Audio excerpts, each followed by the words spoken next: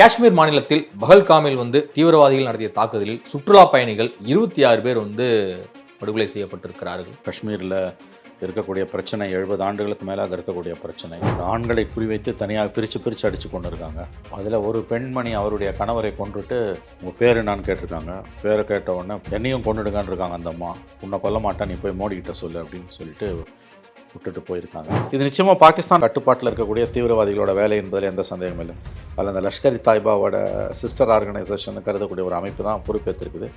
இவங்க எல்லாரையும் ட்ரெயின் பண்ணுறது ISI. இவங்க முழுக்க பாகிஸ்தானோட ஆசீர்வாதத்தில் தான் இவங்க இயங்கிக்கிட்டு இருக்காங்க.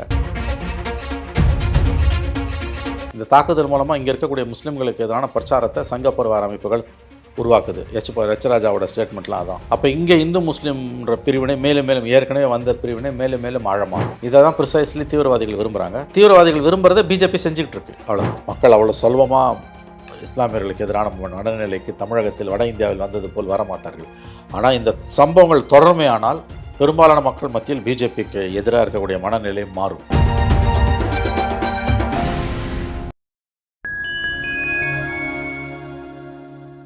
வணக்கம், நான் உங்கள் சங்கீத் குஹன். நம்ம சிறப்பு நிகழ்ச்சியில் நம்மோடு இணைந்திருக்கிறார் மதிப்பிற்குரிய மூத்த பத்திரிகையாளர் திரு மணி அவர்கள். வணக்கம் சார். வணக்கம். எப்படி சார்? நன்றாக இருக்கிறேன்.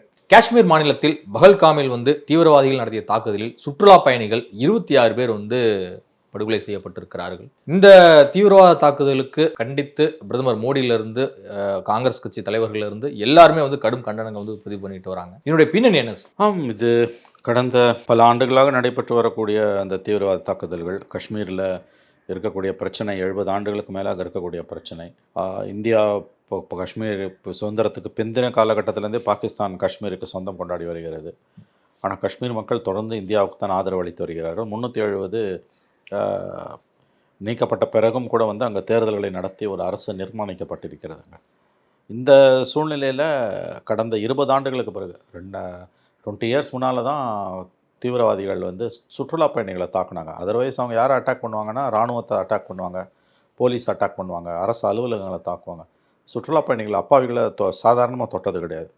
ஆனால் முதன்முறையாக 20 ஆண்டுகளுக்கு பிறகு பஹல்காம் ரொம்ப டூரிஸ்ட் ஸ்பாட். அங்கே மெயின் ரெவென்யூவே டூரிசம் தான், சுற்றுலா தான் முக்கியமான வருவாய். அங்கே நேற்று நடந்த அந்த தாக்குதலில் அப்பாவிகள் இந்தியாவின் பல பாகங்களிலிருந்தும், கேரளா, தமிழ்நாடு, மகாராஷ்டிரா, குஜராத் போன்ற இடங்களிலிருந்தும் சென்ற வேறு இடங்களிலிருந்தும் சுற்றுலா போன பயணிகள், அதுவும் இதுவரை நல்ல சீசன், சுற்றுலா சீசன். இது தாக்குதலில் கிட்டத்தட்ட 26 பேர் கொல்லப்பட்டிருக்கிறார்கள். அப்பாவி மக்கள். அதில் ஆண்களை குறிவைத்து தனியாக பிரித்து அடித்து கொண்டு இருக்காங்க. அதில் ஒரு பெண்மணி அவருடைய கணவரை கொண்டுட்டு உங்கள் பேர் என்னான்னு கேட்டிருக்காங்க. பேரை கேட்ட உடனே போய் மோடிக்கிட்ட சொல்லு, என்னையும் கொண்டுடுங்கன்னு இருக்காங்க. அந்த அம்மா உன்னை கொல்ல மாட்டேன், நீ போய் மோடிக்கிட்ட சொல்லு அப்படின்னு சொல்லிட்டு விட்டுட்டு போயிருக்காங்க. மிக நெருக்கடியான ஒரு காலகட்டத்தில் தான் இந்திய அரசு நின்று கொண்டிருக்கிறது. ஏன்னா 20 ஆண்டுகளுக்கு பிறகு அப்பாவிகள் குறிவைக்கப்படுவது மீண்டும் ஆரம்பிக்கப்பட்டிருக்கிறது. சுற்றுலா பயணிகளை கொல்ல ஆரம்பிக்கிறாங்கன்னா ஜம்மு காஷ்மீரோட வருவாயே பெரிய அளவில் பாதிக்கப்படும், மிகப்பெரிய அளவில். நேற்று கொல்லப்பட்டவங்களில் 2 பேர் ஃபாரினர்ஸாகவும் இருக்காங்க, எந்த கண்ட்ரின்னு தெரியல. வெளிநாடுகளிலிருந்து சுற்றுலா வந்த 2 பேரும் கொல்லப்பட்டிருக்கிறார்கள். ஆகவே இது ரொம்ப முக்கியமான ஒரு விஷயந்தான். மோடி அரசு என்ன நடவடிக்கை எடுக்கப் போகிறது என்பது பொறுத்திருந்து பார்க்க வேண்டும். இன்றைக்கி இப்போ நம்ம கிட்டத்தட்ட நம்ம இப்போ 11:50 நம்ம பேசும்போது 23ஆம் தேதி, இன்னும் 10 நிமிஷத்தில் 12 மணிக்கு மத்திய அமைச்சரவை கூட்டம் பிரதமர் மோடி தலைமையில் நடக்க இருக்கிறது. சவுதி அரேபியாவில் தன்னுடைய சுற்றுப்பயணத்தை பாதியிலேயே நிறுத்திவிட்டு மோடி தாயகம் திரும்பி இருக்கிறார். அமைச்சரவை கூட்டத்தில் என்ன முடிவு எடுக்க போகிறாங்கன்றது நமக்கு தெரியல. காஷ்மீரில் தொடர்ந்து இந்த தாக்குதல் சம்பவம் என்பது அப்பப்போ நடக்கிறது ஒரு வழக்கமாகவே இருக்குது. இதை கட்டுப்படுத்த மத்திய அரசு என்ன மாதிரி நடவடிக்கை எடுத்தால் சரியாக இருக்கும்னு நினைக்கிறேன்? இல்லை எடுத்துக்கிட்டு தான் இருக்காங்க. நிறையா நடவடிக்கைகள் இருக்காங்க. அரசியல் ரீதியிலான தீர்வுன்னு அங்கே இருக்கக்கூடிய மக்கள் அங்கே இருக்கக்கூடிய அரசியல் கட்சிகளோட பேசுகிறாங்க. 370 2019 நீக்கின பிறகு 5 வருஷம் பொறுத்து எலெக்ஷன் நடத்தி அங்கே ஒரு எலக்ட்ரல் கவர்மெண்ட்டே இன்றைக்கி எலக்டட் கவர்மெண்ட் உமர் அப்துல்லா தலைமையிலான ஒரு அரசு, மக்கள் தேர்ந்தெடுத்த ஒரு அரசு அங்கே பணியில் இருக்குது. ஆனால் அந்த அரசாங்கத்துக்கு மாநில அந்தஸ்தை உருவிட்டாங்க, முழுக்க யூனியன் டெரிட்டரி ஆக்கியாச்சு. அதனால் அந்த அரசாங்கத்துக்கு டம்மி பவர்ஸ் தான். போலீஸு, உள்ளாட்சி நிர்வாகம்லாம் மத்திய அரசாங்கத்தோட கட்டுப்பாட்டில் இருக்குது. போலீஸ் எப்போ ஒரு தேர்ந்தெடுக்கப்பட்ட அரசாங்கத்தோட கட்டுப்பாட்டில் இல்லையோ அப்போயே அங்கே ஜனநாயகம் மகிழ்ச்சி அடையிலன்னு தான் அர்த்தம். ஸோ இதுதான் அதில் நம்ம பார்க்க வேண்டிய விஷயம். உள்துறை அமைச்சகத்தின் கட்டுப்பாட்டில் தான் அங்கே போலீஸ், ஜம்மு காஷ்மீர் போலீஸ் செயல்படுது. ரெண்டாவது, ஜம்மு காஷ்மீர் போலீஸோடு அங்கே முழுக்க இராணுவமும் துணை இராணுவ படைகளும் தான் பணியாற்றி கொண்டிருக்கிறார்கள். கிட்டத்தட்ட ஐ திங்க் ஜம்மு காஷ்மீரில் கிட்டத்தட்ட 2 லட்சத்துக்கும் மேல் இராணுவ வீரர்கள் இருக்கிறாங்க. ஒரு ஒரு சிவிலியனுக்கு 3க்கு ஒருத்தரோ 4க்கு ஒருத்தரோன்ற முறையில் இராணுவ வீரர்கள் அங்கே இருக்காங்க.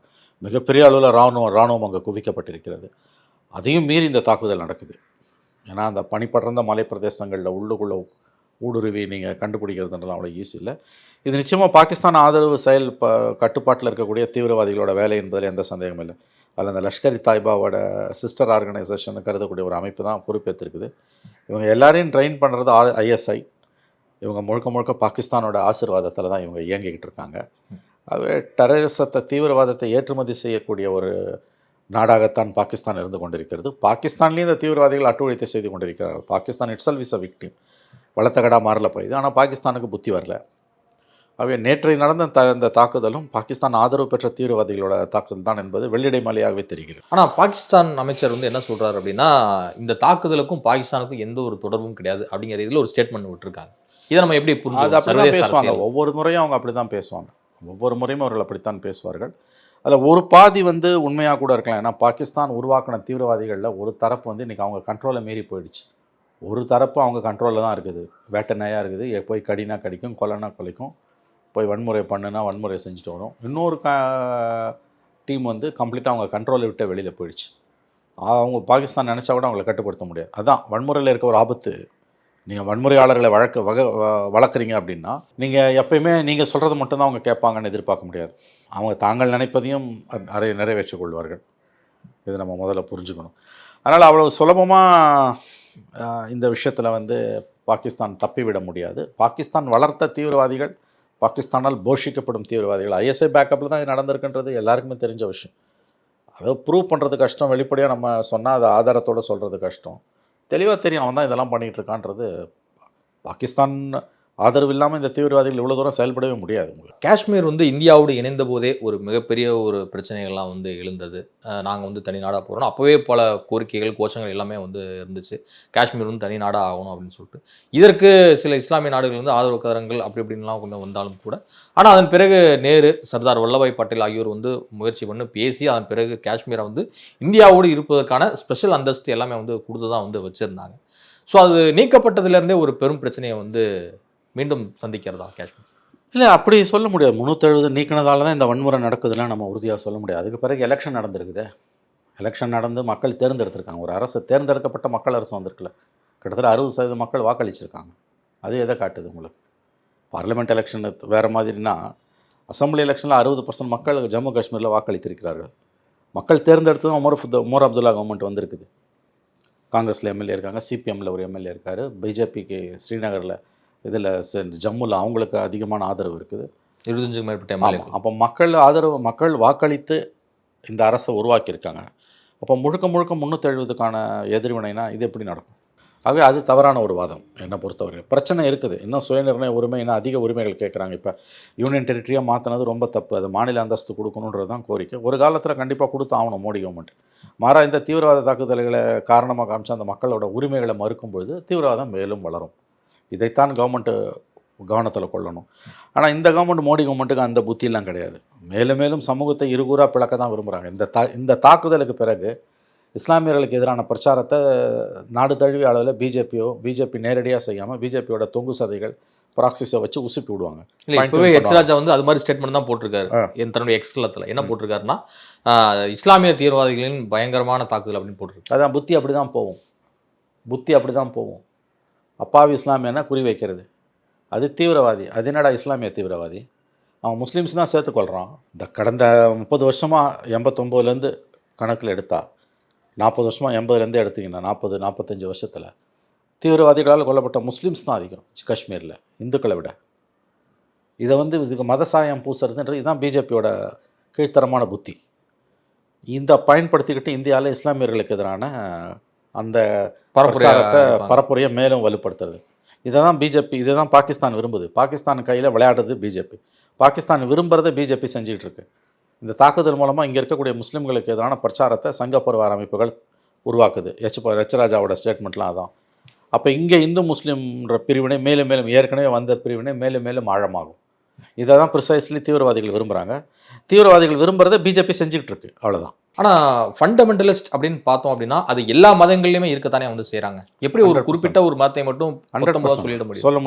சொல்ல முடியாது. ஆனால் ஒரு குறியீட்டு அளவில் சொல்லும்போது இஸ்லாமிய தீவிரவாதிகள், இந்து தீவிரவாதிகள், சீக்கிய தீவிரவாதிகள் சொல்கிறதுல எந்த தப்புமே கிடையாது. அது ஐடென்டிஃபிகேஷன் சொல்கிறது. அந்த மதத்துக்கும் அவனுக்கும் சம்மந்தமே கிடையாது. எந்த மதமும் துப்பாக்கி எடுத்து சுடுன்னு சொல்லலை. அப்பாவிங்களை கொல்லுன்னு இஸ்லாத்தை சொல்லிச்சா? இல்ல. அப்புறம் எதுக்கு இதை செய்கிறான்? டூரிசம் வந்தவனே எதுக்குடா கொல்ற? உனக்கு போய் ராணுவத்தை சுடு, போலீஸை சுடு தைரியம் இருந்ததுன்னா, அவனும் துப்பாக்கி வச்சுருக்கான், நீயும் துப்பாக்கி வச்சுருக்க.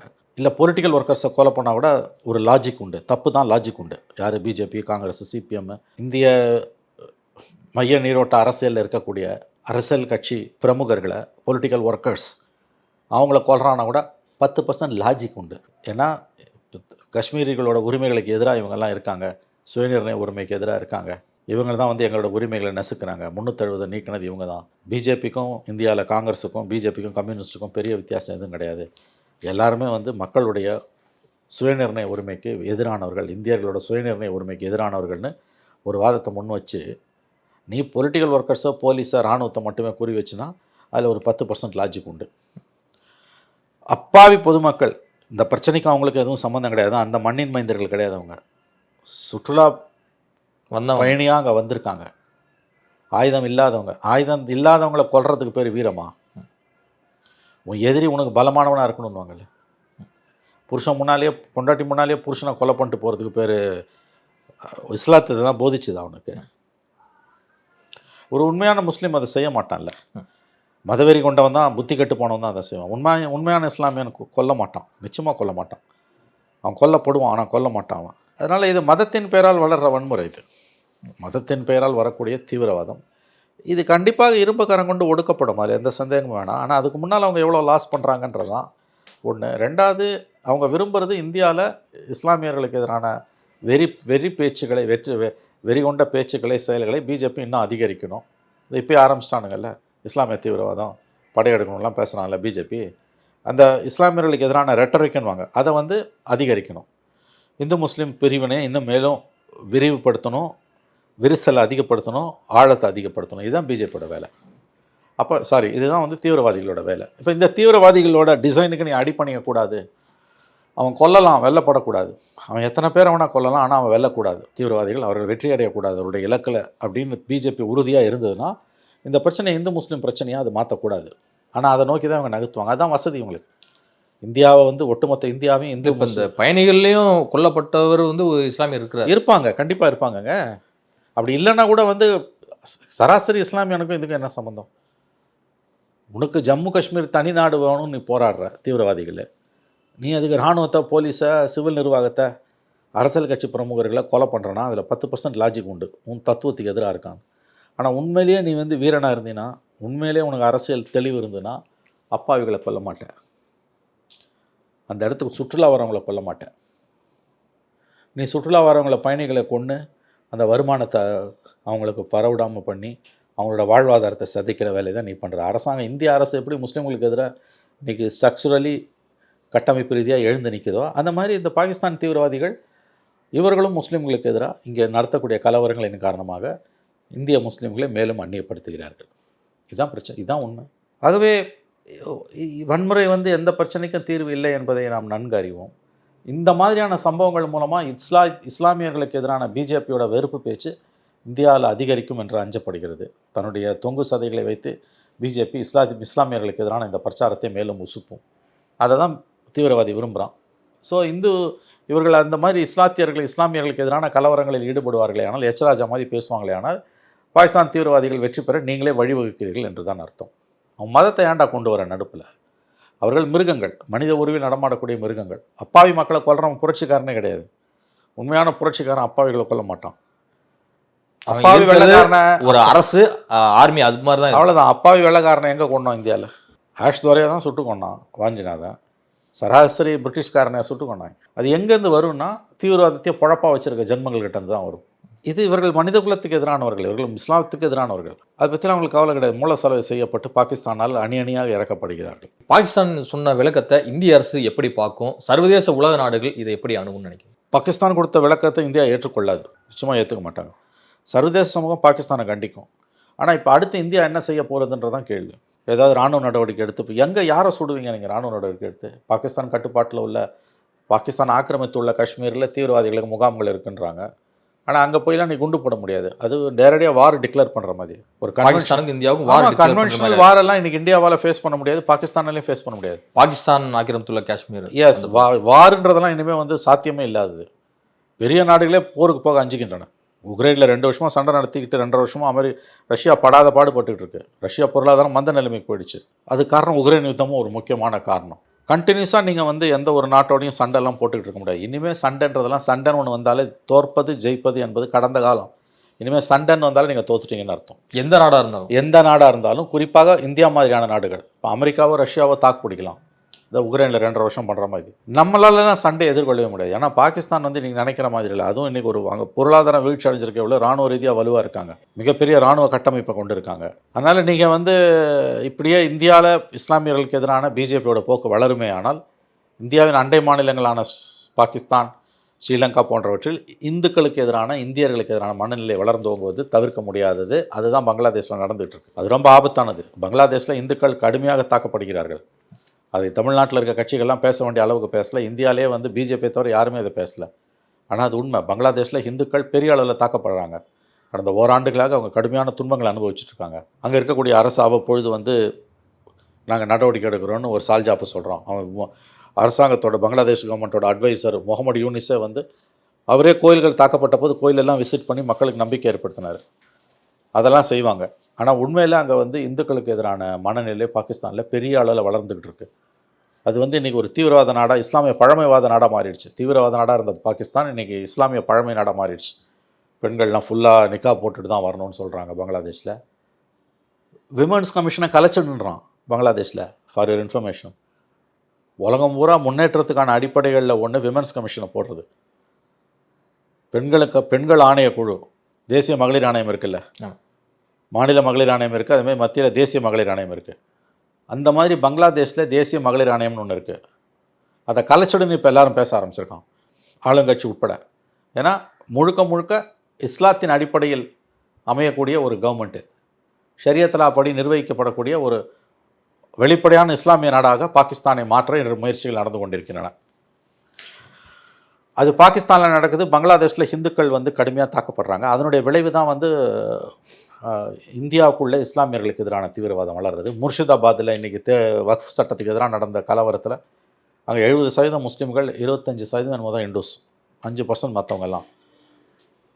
அங்கே முர்ஷிதாபாத் வெஸ்ட் பெங்காலில் கடந்த ஒரு வாரத்துக்கு முன்னால் தொடர்ந்து 4-5 நாட்கள் நடைபெற்ற கலவரத்தில் மிகப்பெரிய பாதிப்பு இந்துக்களுக்கு. அவருடைய உடைமைகள் பெரிய அளவில் சூறையாடப்பட்டன. பொருளாதார ரீதியாக அவங்களுக்கான மிகப்பெரிய பாதிப்பு ஏற்பட்டிருக்கு.